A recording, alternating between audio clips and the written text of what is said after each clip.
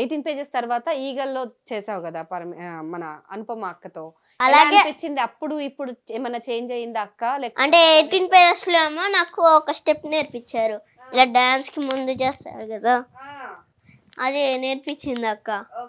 అలాగే ఈగల్ మూవీలో ఏమో చేయరా అని చెప్పింది, ఇంకా పెట్టి ఏంటిది డుషుమ్ డుషుమ్ లాగా క్లాసికల్ ఒక మూమెంట్ క్లాసికల్ లా చెయ్యి.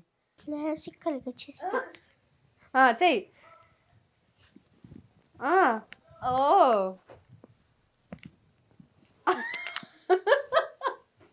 ఇలా నేర్పించిందా అనుపమ అక్క? మీరే కదండి చెయ్యమన్నారు.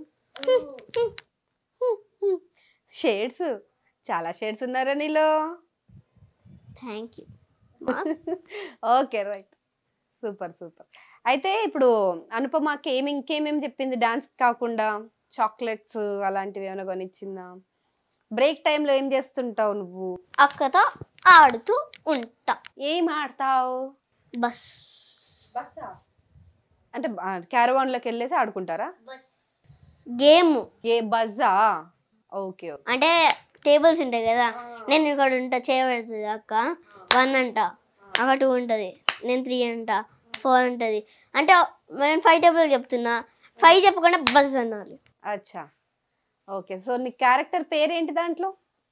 ఎందులో? ఈగల్లో చెప్పానుగా. నిన్ను రవితేజ గారు ఏమని పిలుస్తారు? అంటే క్యారెక్టర్ పేరేంటి ఈగల్లో? ధ్రువన్ వర్మ. అంటే క్యారెక్టర్ కి ఏం పేర్లు ఏమి ఉండవు. ఏమని పిలుచుకుంటారు మరి అందులో? బుడ్డోడా అని పిలుస్తారా? మిగతా వాళ్ళందరినీ కూడా అట్లా క్యారెక్టర్ ని బట్టి పిలుస్తూ ఉంటారా? అంటే అపీరియన్స్ ని బట్టి అంతేనా? ఓకే. అనుపమ అక్క పేరు తెలీదు. సో స్టోరీ ఏంటి దాంట్లో ఏమన్నా తెలుసా నీకు? లీక్ చేయడం నాకు ఇష్టం లేదు.